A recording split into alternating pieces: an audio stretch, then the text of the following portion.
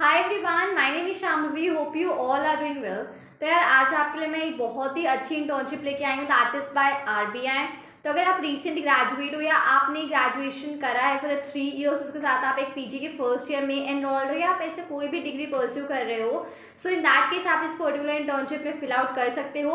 ये आपको 35,000 per month as a stipend देने वाली है, जो कि 6 महीने की होगी। एंड स्टिल आपकी परफॉर्मेंस के बेस पे ये अगले 2 साल तक के लिए भी एक्सटेंड हो सकती है। अब यहाँ पे एक चीज़ है कि इसको फिल आउट करने का प्रोसेस बहुत डिफरेंट है अलग इंटर्नशिप से। आप डायरेक्टली पोर्टल पे जाते हो, एनरोल कर देते हो, ये इसका प्रोसेस नहीं है।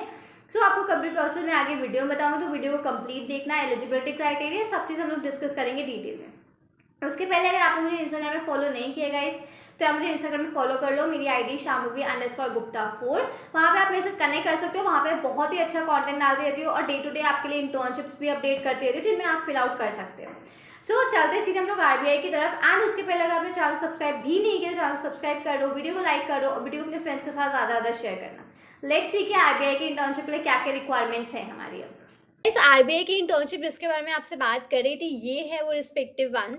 तो ये आपको वेबसाइट में मिल जाएगी rbi.org.in। इसकी मैं आपको जो लिंक है डिस्क्रिप्शन प्रोवाइड भी कर दूंगी, आप लोग वहाँ से चेकआउट कर सकते हो। तो इस इंटर्नशिप के बारे में ये एक्चुअली ऐसा है कि एक रिसर्च इंटर्नशिप स्कीम है जो कि आरबीआई की तरफ से इंट्रोड्यूस करी गई थी।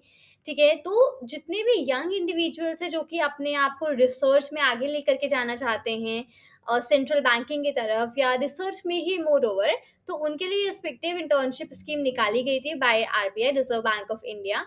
तो इस स्कीम का मेन आइडिया ये है कि आपको ग्रेजुएशन अगर आपने तुरंत में ही खत्म किया है या फिर आप पीएचडी भी कर रहे हो इकोनॉमिक्स, बैंकिंग, फाइनेंस या किसी उस रिलेटेड फील्ड में, या फिर आप किसी गवर्नमेंट रिसर्च इंस्टीट्यूशन में कुछ कर रहे हो, राइट, तो उस हिसाब से आप लोग इसमें अप्लाई कर सकते हो। हम लोग मोर डिटेल में अभी इसको पूरा समझेंगे क्या क्या है। सबसे पहले बात करते हैं कि इसका रोल डिस्क्रिप्शन क्या है। मैं एक तो जूम कर देती हूँ आपके लिए, सो दैट अगर आप पढ़ भी पाओ इसको। राइट, सो इसका रोल डिस्क्रिप्शन के बारे में अगर हम लोग बात करें तो इसका रोल डिस्क्रिप्शन कुछ ऐसा है कि जो भी इंटर्न्स हैं उनको कोलैबोरेट करना पड़ेगा रिसर्च रिजर्व बैंक को, रिजर्व बैंक रिसर्चर्स के लिए प्रोजेक्ट्स में, जो कि आपको पॉलिसी इनपुट प्रोवाइड कर जाएंगे, पेपर आपको कुछ टारगेट दिए जाएंगे पब्लिकेशन के लिए, राइट। और जो भी फाइनेंस जर्नल्स है उनके पब्लिकेशंस वगैरह आपके लिए आपको करना होगा, मतलब ठीक है।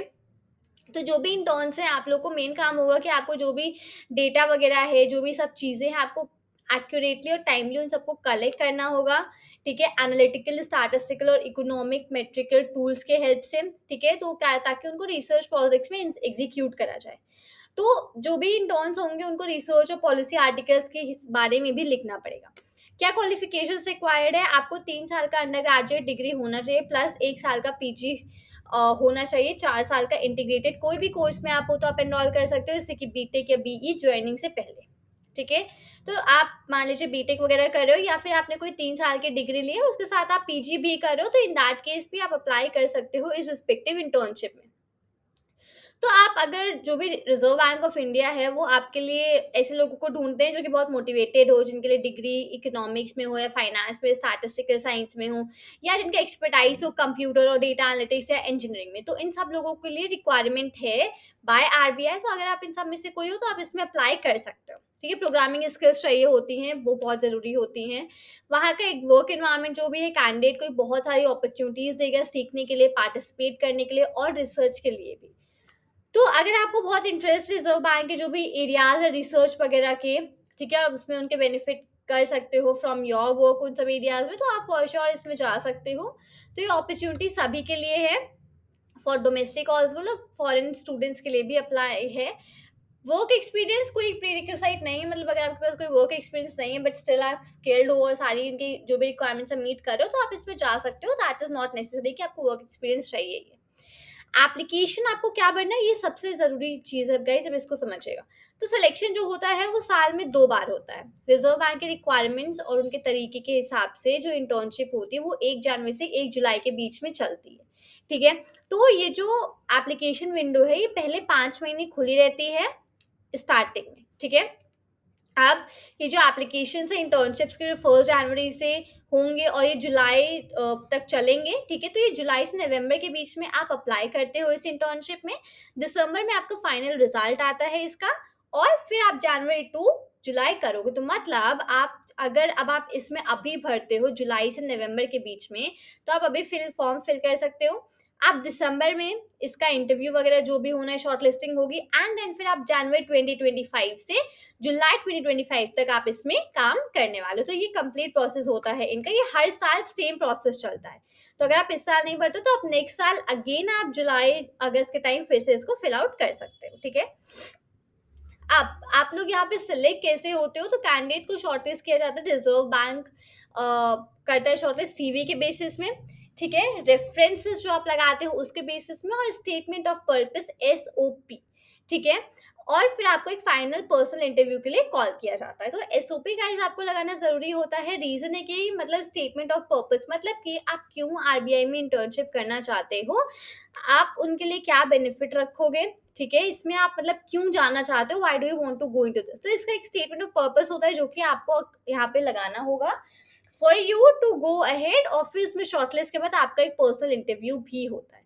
तो सीवी, अगर आपको किसी का रेफरेंस है तो रेफरेंस आप लगा सकते हो, एंड स्टेटमेंट ऑफ पर्पस।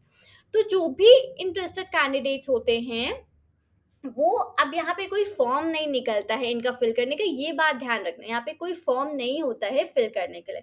आपको क्या करना होता है, आपको यहाँ पे इनको एक ईमेल करना होता है, ठीक है, अपने सीवी, रेफरेंसेस और स्टेटमेंट ऑफ पर्पस के साथ।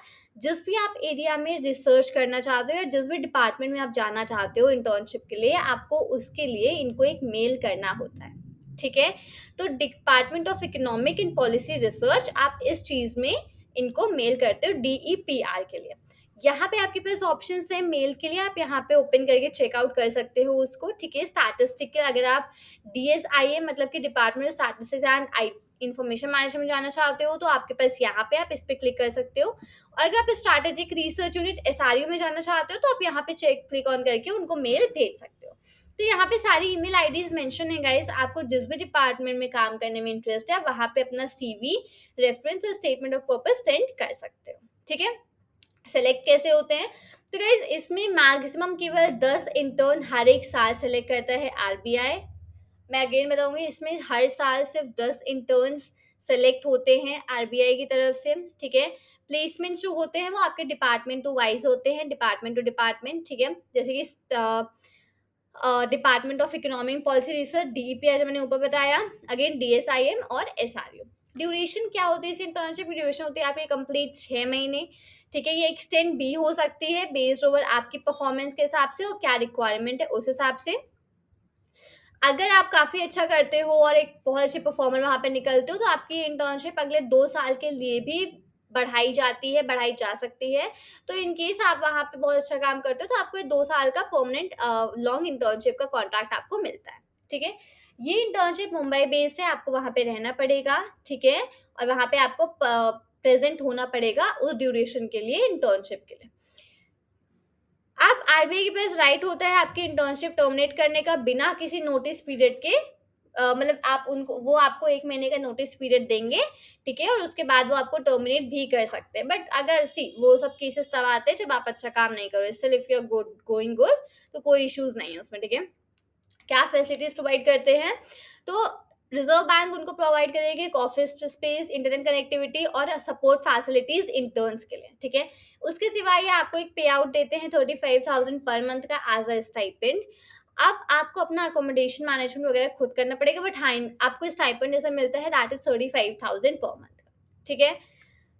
सो ये सारी डिटेल्स है गाइस जो कि आरबीआई वाले इंटर्नशिप के बारे में है। अब व्हाट आई वुड सजेस्ट, मैं तो सजेस्ट करूंगी आप सभी लोग इसमें जरूर अप्लाई करो जाके, बिकॉज एक बार अगर आपको गवर्नमेंट इंटर्नशिप में हो जाता है तो उसके बाद आपको कहीं पे भी इंटर्नशिप या कहीं पे भी जॉब के लिए you won't face any difficulty. और ये रिसर्च की फील्ड में है, रिसर्च की फील्ड काफ़ी बेटर है for everyone to go ahead, और आपकी क्वालिफिकेशंस भी मैच करते हैं। अगर आप 3 साल प्लस पीजी हो या फिर आप 4 साल का आपने ग्रेजुएशन किया हो तो आप इसमें अप्लाई कर सकते हो अकॉर्डिंग। तो होपफुली आपने सारा समझा होगा, आपको किसी फॉर्म में अप्लाई नहीं करना है, इस बात को ध्यान रखना, आपको मेल करना है जो मैंने आपको ईमेल आईडी बताई है उस पे, राइट। तो गो अहेड, अपनी एक अच्छी सी ईमेल बनाइए अपने बारे में, अपने सीवी, रेफरेंस और एसओपी अटैच करके, एंड डू शेयर अपने रिस्पेक्टिव डिपार्टमेंट में जिसमें आप काम करना चाहते हो, उस पर्टिकुलर डिपार्टमेंट में अपनी ईमेल को सेंड करो। फर्दर बेसिस आपका रिज्यूमे रिव्यू और सब चीज़ों के बेसिस पे अगर फर्दर शॉर्ट लिस्टिंग होती है तो आपको बता दिया जाएगा उसके बारे में, राइट। तो होपफुली आपको सारी डिटेल समझ में आ ही गया होगा कि how can you work with this particular part, RBI की इंटर्नशिप के लिए क्या करना है, क्या-क्या चाहिए और कैसे आप अप्लाई कर सकते हो।